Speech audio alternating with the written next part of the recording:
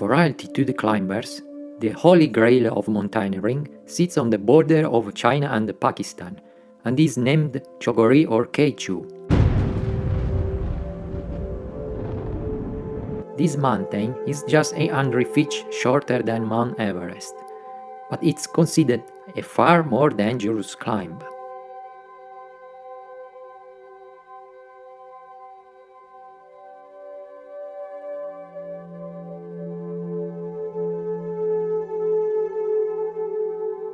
K2 is known as the world's hardest and most dangerous mountain for climbers.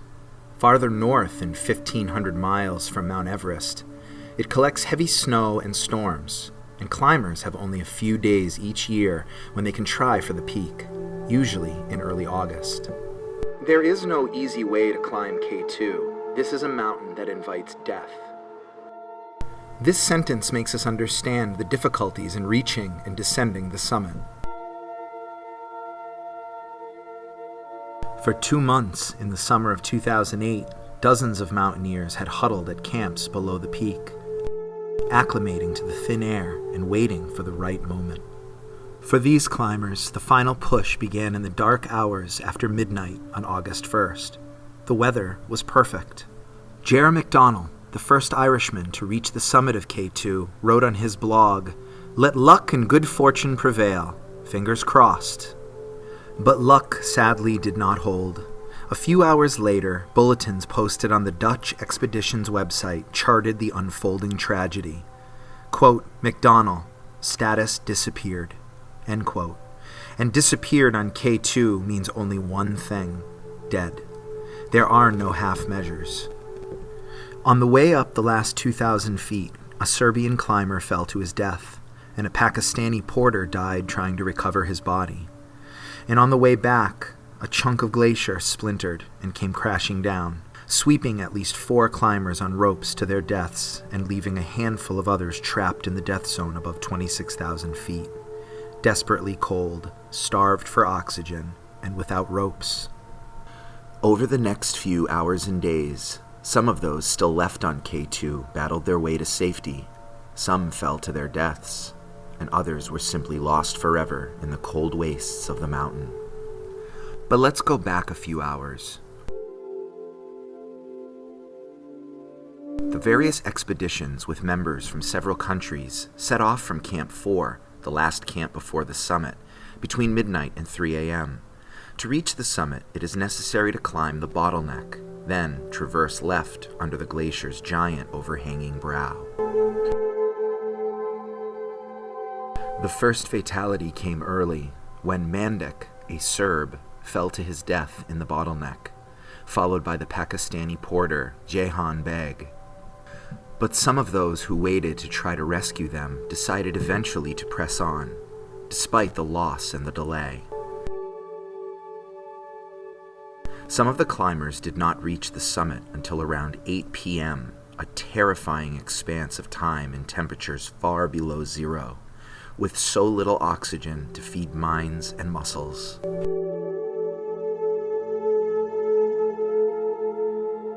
Whatever triumph there might have been, it was soon swept away.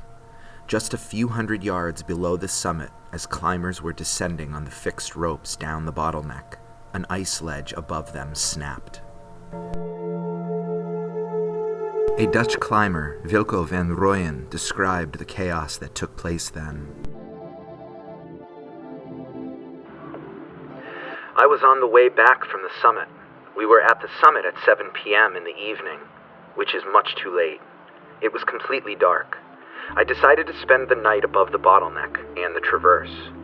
The whole month of July was very bad, so we had to wait for a weather window at the end of July or the beginning of August. All expedition teams were waiting for the same moment. We had to wait at Camp 4 to get through the bottleneck. At the end of the bottleneck, there is a huge serac hanging. It was a few hundred meters wide and high, and every moment this serac could fall. Sometimes they weigh thousands of kilos. 3 people were killed immediately. You know, if you are going to climb K2, that you are willing to face these risks. There was so much happening on that mountain. I spent 2 nights near the summit.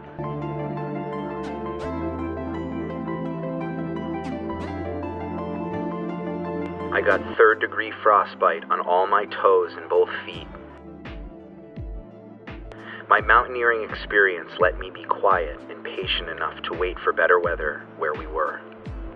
The sleep was not a problem. We were busy for 20 hours. If you sit, you fall asleep immediately. The only problem is avoiding frostbite. The only thing to do is to keep on drinking. If you don't drink at high altitude, then you dry out very quickly. You have a high breathing frequency, and you get dry very quickly without noticing it. I took 2 liters of water to the summit. The biggest problem was that we couldn't find Camp 4 in the darkness. We went down in the darkness because we went so late to the summit. And we were there so late because there were so many people going to the high peak. After I spent the night, it was difficult to come down. I was on the wrong side of the mountain. I had to sit out a whiteout because I couldn't see anything, and I knew I couldn't go down any further. So I waited for a few hours, and then I saw through the clouds that I could go down on an easier glacier. I was alone. I had to climb at my limits to get to this easier slope. I had gone a long time without eating or drinking. I had blisters on my tongue and lips. It was like hell. I was drinking snow. There was only one focus, going down. After 2 nights, I crawled into Camp 3. At that time, I didn't have a clue it was Camp 3 on our route. I was thinking it was just merely 2 strangers I had come across, but they were my friends. Pemba Gayali Sherpa with another survivor, Cass Vandegavel. They started melting snow and gave me oxygen.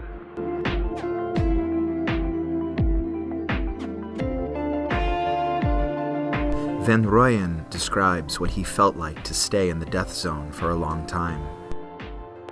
There were so many moments when I thought I saw a climber and thought I heard voices, but I knew there couldn't be people there. It was a scary moment when I knew I was reaching my limits. I was thinking no one knows where I am, and they will not be coming back. The tragedy of 2008 still contains many unsolved mysteries. For his rescue, Pemba Gayali Sherpa was appointed Adventurer of the Year 2008.